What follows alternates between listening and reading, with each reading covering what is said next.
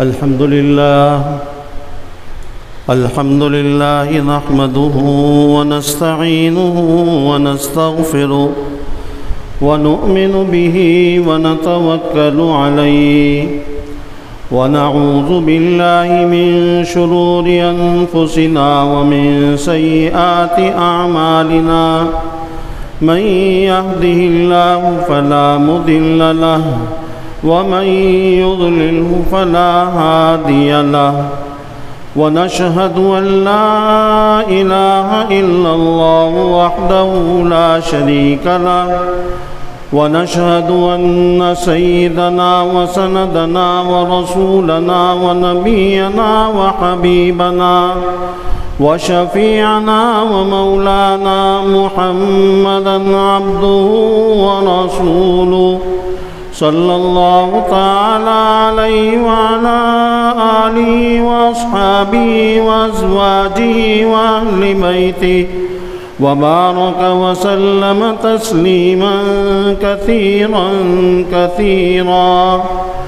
اللهم صل على سيدنا ومولانا محمد وعلى آل سيدنا ومولانا محمد كما صليت على إبراهيم وعلى آل إبراهيم إنك حميد مجيد. مولاي صل وسلم دائما أبدا على حبيبك خير الخلق كلهم، هو الحبيب الذي ترجى شفاعته لكل هول من الأهوال مقتحم. أما بعد، وقد قال الله تبارك وتعالى في القرآن المجيد والفرقان الحميد: أعوذ بالله من الشيطان الرجيم، بسم الله الرحمن الرحيم. وقضى ربك ألا تعبدوا إلا إياه وبالوالدين إحسانا إما يبلغن عندك الكبر أحدهما أو كلاهما فلا تقل لهما أف ولا تنهرهما وقل لهما قولا كريما. وقال رسول الله صلى الله عليه وسلم: لا يؤمن أحدكم حتى أكون أحب إليه من والده وولده والناس أجمعين. صدق الله العظيم وصدق رسوله النبي الكريم، ونحن على ذلك من الشاهدين والشاكرين، والحمد لله رب العالمين. اللہ رب العزت کی توفیق، مہربانی اور اپنے بزرگوں کی دعاؤں سے قرآن کریم کی ایک آیت مبارکہ اور ایک حدیث مبارک تلاوت کرنے کی سعادت حاصل ہوئی.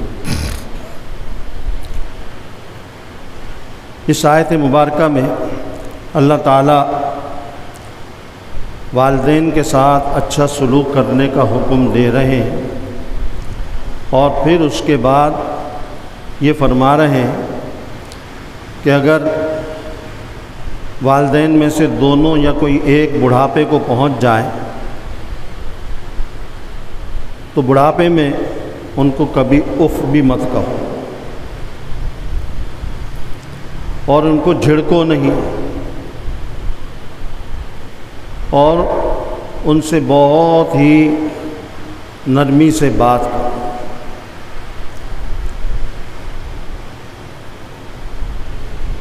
دنیا میں تمام مسلمانوں پر جو سب سے پہلا اور بڑا حق ہے وہ اللہ کا، پھر اللہ کے رسول صلی اللہ علیہ وسلم کا، اور پھر اس کے بعد جس کا سب سے بڑا حق ہے وہ والدین ہیں. اور آج اسی والدین کے حق کے اندر، حقوق کے اندر بہت زیادہ حق تلفیاں، زیادتیاں اور ایذا رسانیاں ہو رہی ہیں، اور اس میں قصور ماں باپ کا بھی ہے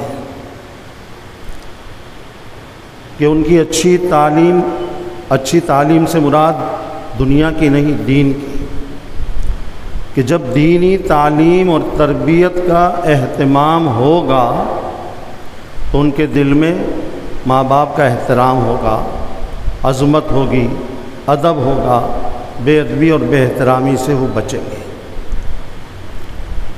اور اگر اس کی طرف توجہ نہیں، فکر نہیں، دینی تعلیم و تربیت کا اہتمام نہیں، تو پھر جو معاشرہ ہمارا اور جو ماحول اور جو میڈیا چل رہا ہے اور سکھا رہا ہے، وہ سوائے حق تلفی، بے احترامی اور بے ادبی کے کچھ بھی نہیں۔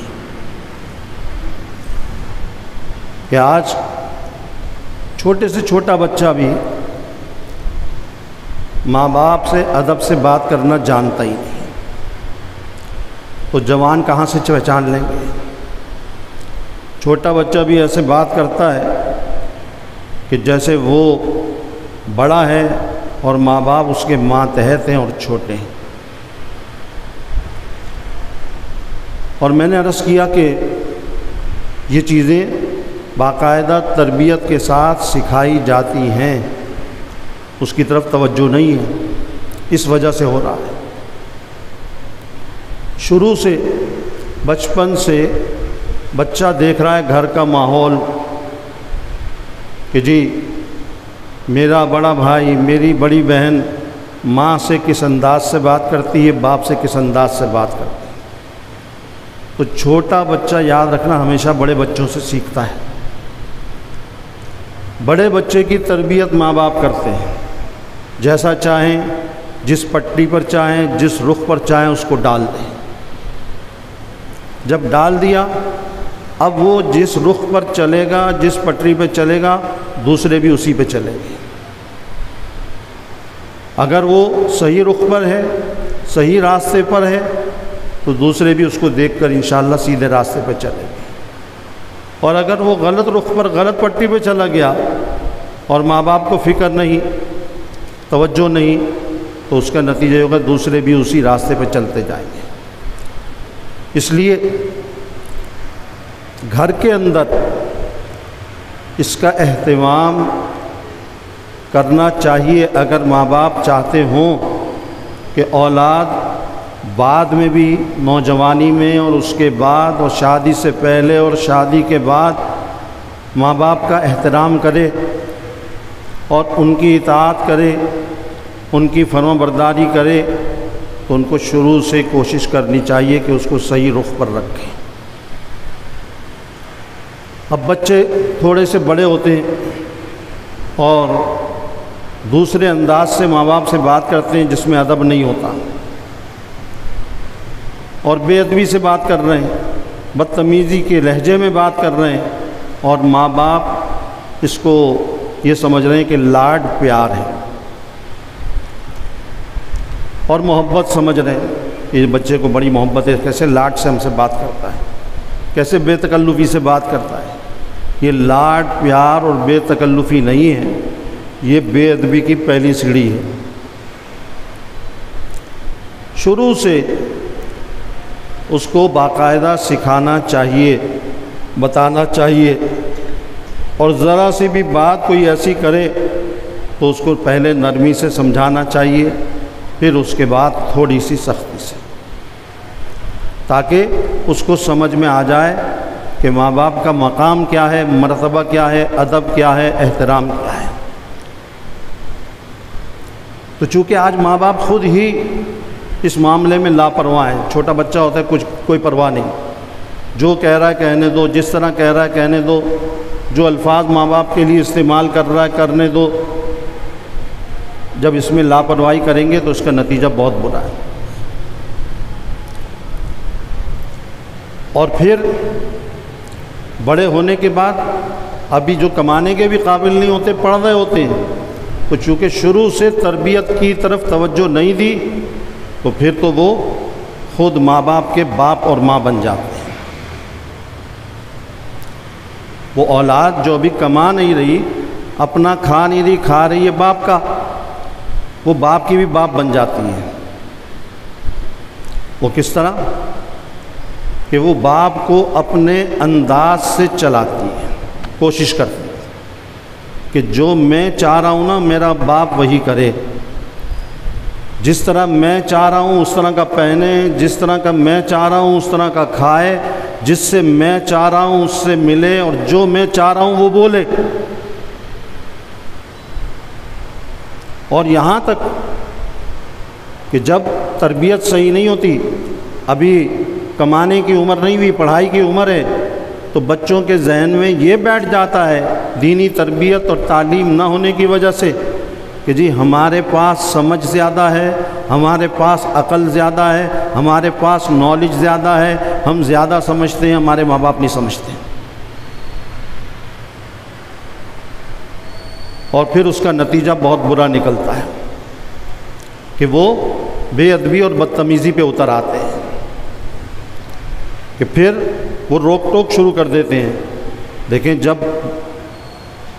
ماں باپ بوڑھے ہو جائیں اور اللہ نہ کرے وہ اولاد کے کھانے پینے میں محتاج ہو جائیں، پھر تو وہ بالکل بے بس ہے، پھر تو جو اولاد چاہے گی وہ کرنا پڑے گا، ورنہ تو وہ کھانے کو بھی نہیں دیں گے، وہ دوا بھی نہیں دیں گے،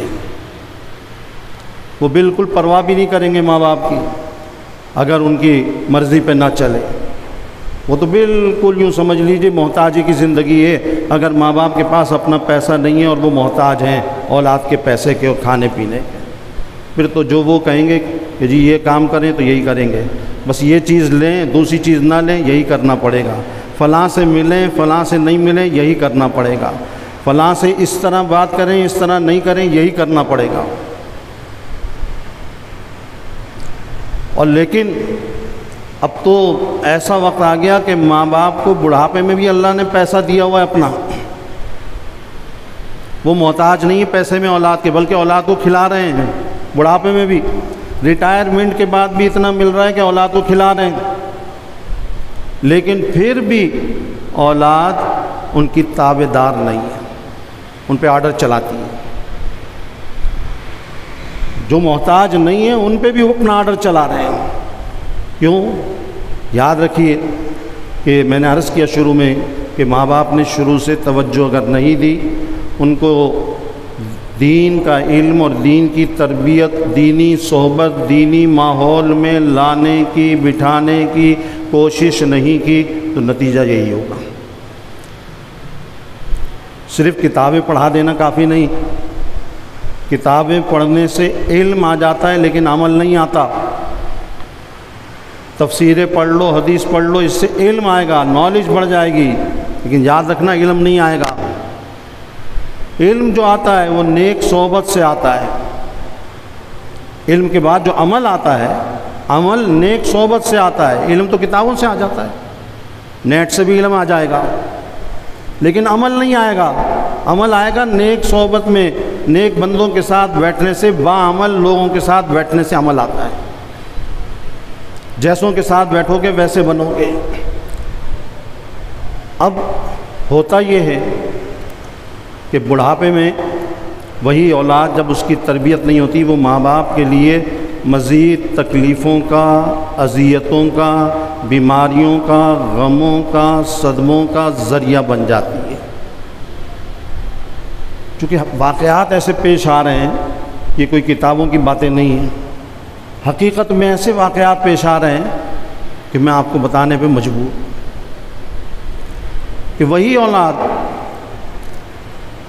جو ماں باپ کو نہ کھلا رہی نہ پلا رہی نہ کچھ دے رہی، ماں باپ بڑھاپے میں اپنا کھا رہے پی رہے ہیں، لیکن وہ رویہ، سلوک، برتاؤ، بات چیت کا انداز، بات چیت کا لہجہ اس طرح کا اختیار کر لیتی ہے جس سے اور ماں باپ کو تکلیف بڑھ جاتی ہے۔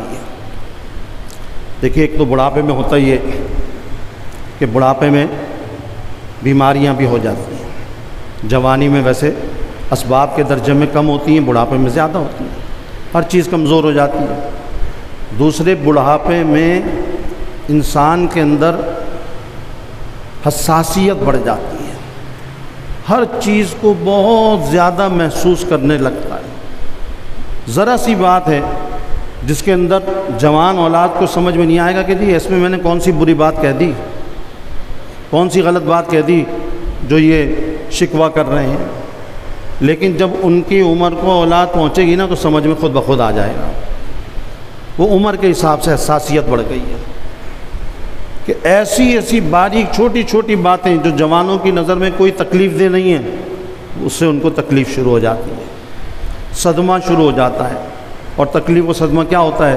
جس کو آج کل کی اصطلاح میں کہتے ہیں ٹینشن، کہ ٹینشن بہت بڑی بیماری ہے. اور یہ ٹینشن کی بیماری لگتی ہے غیروں کی وجہ سے نہیں، اپنوں کی وجہ سے، اپنے گھر والوں کی وجہ سے، اپنوں کی تکلیف دہ رویے کی وجہ سے، تکلیف دہ سلوک کی وجہ سے. اور پھر ماں باپ ان کے پیسے کے محتاج نہیں، لیکن بہرحال پیسے کے علاوہ ویسے ہی اولاد کی محتاجی تو ہوتی ہے، اولاد کے محتاج ہوتے ہیں.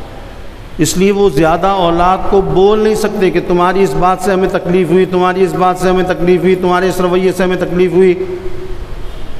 پتہ بولیں گے اولاد ناراض ہو جائے گی، اس کا رویہ بدل جائے گا، میل جول اس کا ختم ہو جائے گا، سلام دعا میں کمی آ جائے گی. تکلیف ماں باپ کو اور بڑھے گی، بولنے سے تکلیف بڑھانی ہے اپنی. اور بعض تو بڑے بدتمیز ہوتے ہیں، وہ ویسے ہی اگر ماں باپ نے ذرا سی کوئی بات کر دی کہ تمہاری اس بات سے ہمیں تکلیف ہوئی، وہ اسی وقت سارا لاؤ لشکر لے کے باپ کے اوپر ماں کے اوپر چڑھ جاتے ہیں کہ جی کون سی تکلیف اور کیسی تکلیف اور کیسا میرا رویہ، میں نے کون سی بات غلط کر دی، کون سا آسمان ٹوٹ گیا، کون سا یہ ہو گیا، کون سا وہ ہو گیا. وہ کہنا بھی ایک مصیبت اور بڑھانا. اس لیے ہر ایک کے اوپر ایسا وقت اللہ عمر دے زندگی دے تو آئے گا، اور جیسی کرنی ویسی بھرنی یہ تو ہونی ہے. جیسا کرو گے ماں باپ کے ساتھ ویسا ہی ہوگا، بلکہ اس سے برا ہوگا. اس لیے اپنے بڑھاپے کو سامنے رکھ کر اپنے ماں باپ سے سلوک کرو، ان سے بات کرو یہ سوچ کر کہ ہمارے اوپر بھی بڑھاپا آئے گا، ہماری اولاد اگر اس طرح بات کرے گی تو ہم برداشت کر لیں گے، یہ سوچ کر کرو. دوسرے ان کے اوپر زیادہ روک ٹوک، یہ آج کل کی میڈیکل سائنس ڈاکٹروں کی جو ہے وہ بھی کہتی ہے کہ بڑھاپے میں جائز چیزوں میں ماں باپ پہ روک ٹوک مت کرو کہ جی یہ کیوں کھا رہے ہیں، یہ کیوں خرید رہے ہیں، اس سے کیوں بات کر رہے ہیں، اس سے کیوں مل رہے ہیں، ایسا کیوں کر رہے ہیں. یہ چیزیں اولاد کو بوڑھے ماں باپ کے ساتھ نہیں کرنی چاہیے. ہاں کوئی غلط کام کر رہے ہیں، گناہ کا کام کر رہے ہیں، بہت ہی برا کام کر رہے ہیں، ایسی چیز لے رہے ہیں کھا رہے ہیں جو ان کی صحت کے لیے بہت مضر ہے، پھر تو ٹھیک ہے. لیکن جب کوئی ایسی چیز نہیں ہے، ایسی بات نہیں ہے، بس یہ ہمارے اولاد کہتی ہے ہمارے مزاج کے خلاف ہے، ہمارے ذہن کے خلاف ہے، ہماری سوچ کے خلاف ہے، اس میں روک ٹوک نہیں کرنی چاہیے. یہ روک ٹوک کرنا، یہ اولاد کا روک ٹوک کرنا ماں باپ کے لیے اور اذیتیں بیماریاں بڑھا دیتا ہے، یہ ڈاکٹر کہتے ہیں. اس لیے ان کے اوپر روک ٹوک کرنا ان کی بیماری کو بڑھانا ہے، ان کی تکلیف کو بڑھانا ہے، ان کو اذیت پہنچانا ہے، ان کے ٹینشن کو بڑھانا ہے. اسی طرح ایک مسئلہ اور پیش آتا ہے، کئی دفعہ پیش آ چکا پہلے بھی اور اب بھی آتا ہے، آئندہ بھی آئے گا. ایک شخص کے بڑھاپے میں بیوی کا انتقال ہو گیا. اب ظاہری بات ہے بغیر بیوی کے زندگی گزارنا، اکیلے پن کی اور تنہائی کی زندگی، یہ ایک عذاب الہی ہے، بہت تکلیف دہ زندگی ہے. اولاد بڑی ہو جاتی ہے، جوان ہو جاتی ہے، شادیاں ہو جاتی ہیں، سب اپنے اپنے کاموں میں مشغول اور مصروف ہو جاتے ہیں. اس لیے خاص طور پہ باپ کے لیے بغیر بیوی کے زندگی گزارنا بڑا مشکل ہے. لوگ یہ سمجھتے ہیں، میں نے رمضان کے مہینے میں شاید عرض کیا تھا کہ جی شادی کی ضرورت صرف ایک ہی جنسی ضرورت پوری کرنے کے لیے ہوتی ہے. یہ بہت بڑی غلط فہمی ہے. بیوی جو ہے صرف ایک ضرورت کو پورے کرنے کے لیے نہیں ہے، اور بہت سارے ہزاروں ایسے کام ہیں ہزاروں ایسی چیزیں ہیں جو بیوی کے علاوہ کوئی پورا نہیں کر سکتا۔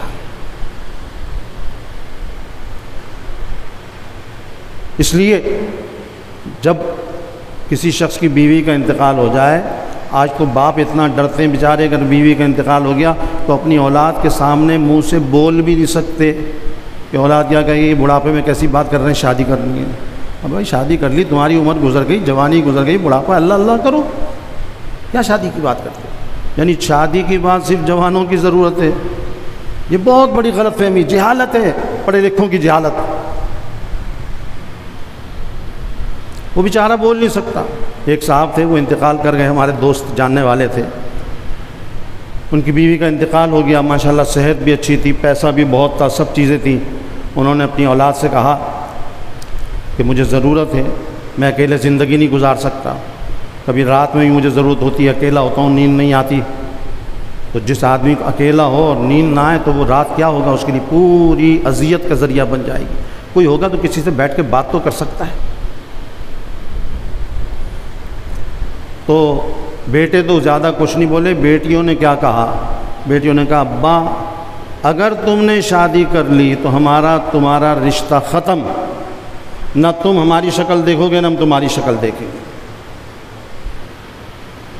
یہ دینی جہالت کی انتہا ہے۔ کیا نتیجہ ہوا؟ بیٹیوں کو تو شاید بعد میں بھی اندازہ نہ ہوا ہو، وقتی طور پہ تو خوش ہو گئیں کہ ابا مجبور ہو گئے، ہماری بات مان لی، شادی نہیں کی۔ لیکن مجھے ملتے تھے وہ، آہستہ آہستہ وہ بیمار پڑ گئے، بستر کے اوپر پڑ گئے، بستر سے اٹھنا مشکل ہو گیا، اور اسی طرح چند مہینوں میں دنیا سے رخصت ہو گئے۔ ٹھیک ہے، اللہ نے ہر ایک کی موت کا وقت لکھا ہوا ہے، مانتے ہیں، ہمارا ایمان ہے، لیکن اسباب بھی تو اختیار کرنے کا حکم ہے۔ بیمار ہو جائے تو علاج معالجے کا حکم نہیں ہے، وہ بھی تو سنت ہے، تو یہ علاج معالجے میں داخل ہے، اور اس کو نہیں کریں گے تو پھر یہی ہوگا کہ پھر وہ باپ بیمار ہوتا جائے گا۔ دیکھیے اگر شوہر مر جائے کسی عورت کا بڑھاپے میں، عورت کی زندگی پھر بھی گھر کے اندر اچھی گزر جاتی ہے، گھر کے اندر بہویں ہوتی ہیں، جی پوتا پوتی ہوتے ہیں، عورتیں عورتوں سے گھل مل جاتی ہیں، وقت گزر جاتا ہے، دن میں بھی رات میں بھی، اس لیے ان کو بھی مشکل تو ہوتی ہوگی لیکن کم ہوتی ہے مردوں سے، مردوں کے لیے زیادہ مشکل۔ اور صرف ایک بات یاد رکھیے گا کہ صرف یہ نہیں کہ بڑھاپے میں ہی شادی کی ضرورت ہے یا بیوی مر جائے تو تبھی ضرورت ہے، نہیں، یہ یاد رکھیے گا، یہ شرعی مسئلہ بھی ہے کہ یہ ضرورت جوانی میں بھی دوسری شادی کی کسی کو ہو سکتی ہے، اور کوئی کرنا گناہ نہیں ہے، بالکل جائز ہے۔ اور بیوی کی زندگی میں بھی ضرورت ہو سکتی ہے کہ بیوی بوڑھی ہے، شوہر بھی بظاہر بوڑھا ہے، لیکن شوہر کو ضرورت ہو سکتی ہے، بیوی بیمار ہے، ہزاروں کام ہیں، اس لیے اس کو ضرورت ہو سکتی ہے۔ ہر ضرورت آدمی ہر ایک کو نہیں بتا سکتا۔ کوئی پوچھے جی آپ کو کیا ضرورت ہے، تو کیسے بتائے آدمی اپنی ضرورت کہ میری کیا ضرورت ہے؟ لیکن شرعی طور پر یہ مسئلہ ہے کہ ہر ایک کو ضرورت پڑ سکتی ہے، ہر عمر میں پڑ سکتی ہے، بیوی کی حیات میں، زندگی میں بھی پڑ سکتی ہے۔ اس لیے کوئی دوسری شادی کرنا چاہے، اللہ نے وسائل دیے ہوں، مالی جسمانی طاقت دی ہو، تو کوئی اس میں رکاوٹ نہیں ڈالنی چاہیے، روک ٹوک نہیں کرنی چاہیے، اور اس کو اپنی ضرورت پوری کرنے کا موقع دینا چاہیے۔ دوسری شادی سے روکنا بدترین ظلم ہے، جہالت ہے۔ تو میں یہ عرض کر رہا ہوں کہ بڑھاپے کے اندر جا کر جو اللہ نے فرمایا بڑھاپے کا لفظ، وہ اسی لیے کہ لوگ بڑھاپے میں بالکل ماں باپ کو لا وارث چھوڑ دیتے ہیں۔ پیسے کی ضرورت نہیں ہے تب تو کہتے ہیں آپ کو ضرورت نہیں، آپ کے پاس اپنا پیسہ بہت، ضرورت ہے تو جی ہم سے لے لو جتنا لینا ہے، اور کیا ضرورت ہے، بس پڑے رہو آرام سے۔ کہ جس کو آپ جتنا روک کر بند کر کے گھر میں رکھیں گے، باہر نہیں نکلنے دیں گے، بوڑھے کو باپ کو، تو وہ اور بیمار ہو جائے گا۔ اس کو باہر وہ چاہتے ہیں نکلنا تو نکلنے دیں، وہ کہیں جانا چاہتے ہیں تو جانے دیں، یہ ان کی ضرورت ہے، جسمانی ضرورت ہے۔ اس میں کیا ہے؟ اس لیے ہر چیز میں روک ٹوک کرنا، رکاوٹ ڈالنا، بولنا، یہ اولاد کے لیے بے ادبی میں شامل ہے، حق تلفی میں شامل ہے، اذیت دینے میں شامل ہے۔ اس لیے ان چیزوں کا خیال رکھنا چاہیے۔ اللہ رب العزت سمجھنے کی اور عمل کرنے کی توفیق عطا فرمائے۔